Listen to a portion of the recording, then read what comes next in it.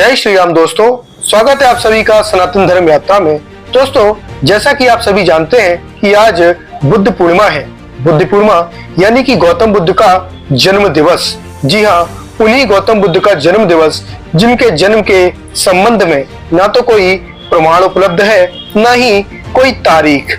विभिन्न इतिहासकार उनके जन्म के संदर्भ में अलग अलग वर्ष बताते हैं। कोई 623 ईसा पूर्व, कोई 563 ईसा वर्ष पूर्व और कोई 1200 वर्ष ईसा पूर्व। अब समझ में ये नहीं आता है कि एक ही व्यक्ति आखिर इतनी बार कैसे पैदा हो सकता है। और इतना ही नहीं, उनके जन्म के स्थान के विषय में भी लोगों में भ्रांतियां हैं। थाईलैंड के लोग मानते हैं कि गौतम बुद्ध का जन्म थाईलैंड में हुआ था। जापान के लोग मानते हैं कि गौतम बुद्ध का जन्म जापान में हुआ था। चाइना के लोग अपने यहाँ मानते हैं और अन्य अन्य बुद्धिस्ट कंट्रियों के लोग अपने अपने देशों में गौतम बुद्ध के जन्म को बताते हैं। साथ ही उनके मृत्यु के संदर्भ में भी कई भ्रांतियां हैं। इतना ही नहीं, गौतम बुद्ध के जन्म के विषय में आपने सुना ही होगा कि एक रात उनकी माता महामाया सोई हुई थी और उन्होंने स्वप्न देखा कि एक सफेद हाथी उनके गर्भ में प्रविष्ट हो गया। और वो सुबह उठकर अपने पति सुद्धोधन को बताती हैं कि उन्होंने एक सपना देखा कि एक सफेद हाथी उनके गर्भ में प्रविष्ट हो गया है, अतः वो गर्भवती हैं। और इतना सुनकर राजा सुद्धोधन विभिन्न ब्राह्मणों को बुलाकर इसके संदर्भ में बातचीत करते हैं। साथ ही अब आइए आपको दिखाते हैं कि किस प्रकार से लोग उनके जन्म के संदर्भ में क्या क्या भ्रांतियां फैला रहे हैं। तो सबसे पहले चलते हैं जरा एक नवबौद्ध चैनल साइंस चटनी को देखते हैं कि ये आखिर उनके जन्म के संदर्भ में किस वर्ष को प्रमाणिक मान रहा है। बुधा का, भारत में बुधा का टाइम पीरियड 2 है। कुछ लोग 500 बीसी के करीब ले आए हैं, जबकि 623 बीसी है।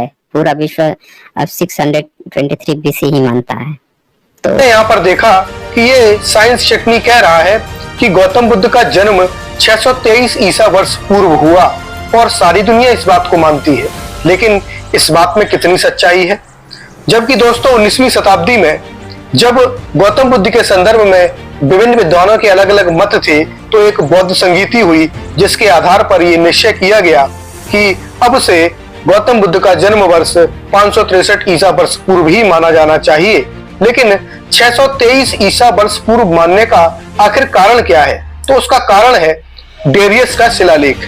डेरियस के शिलालेख में एक शब्द मिलता है इंदुस, जो कि हिंदुओं से जोड़कर देखा जाता है। लोग कहते हैं कि उस समय डेरियस ने भारत के लोगों को हिंदू कहा था और ये शिलालेख गौतम बुद्ध के जन्म से पूर्व का है। इसलिए अब जो नवबौद्ध हैं वो ये चाहते हैं कि बुद्ध का जन्म हिंदू से में कैसे हो सकता है, क्योंकि इनका मानना है कि गौतम बुद्ध के जन्म के समय भारत में कोई हिंदू था ही नहीं। इसलिए इन्होंने डेरियस के शिलालेख को नकारने के लिए बुद्ध का जन्म 623 ईसा वर्ष पूर्व में करवा दिया। आइए अब आपको दिखाते हैं कुछ गूगल पे सर्च किए हुए फैक्ट। अब यहाँ पर आप देख रहे हैं कि यहाँ पर लिखा है कि जब मैंने सर्च किया कि गौतम बुद्ध का जन्म कब हुआ, तो यहाँ पर लिखकर आता है भगवान गौतम बुद्ध का जन्म 623 बीसी में लुम्बिनी के प्रसिद्ध बागों में हुआ था। उसके बाद यही गूगल कुछ और भी बताता है। यहाँ पर देखिए, यहाँ पर लिखा है बैसाख माह की पूर्णिमा यानी 18 मई को बुद्ध जयंती मनाई जाएगी, क्योंकि इस दिन गौतम बुद्ध का जन्म नेपाल के लुम्बिनी में ईसा वर्ष पूर्व 563 को हुआ था। अब आप मुझे ये बताइए कि एक ही व्यक्ति 100 साल के अंतराल में 2 बार कैसे पैदा हो रहा है। साथ ही विकिपीडिया भी देखिए क्या कहता है। विकिपीडिया कहता है कि गौतम बुद्ध का जन्म लुम्बिनी में 563 ईसा वर्ष पूर्व इक्ष्वाकु वंश क्षत्रिय शाक्य कुल के राजा सुद्धोधन के घर में हुआ था। यानी कि इन लोगों ने पहले तो 19वीं शताब्दी में ये निर्धारित किया कि गौतम बुद्ध का जन्म 563 ईसा वर्ष पूर्व हुआ और उसको गूगल के माध्यम से विभिन्न स्थानों पर फैलाया।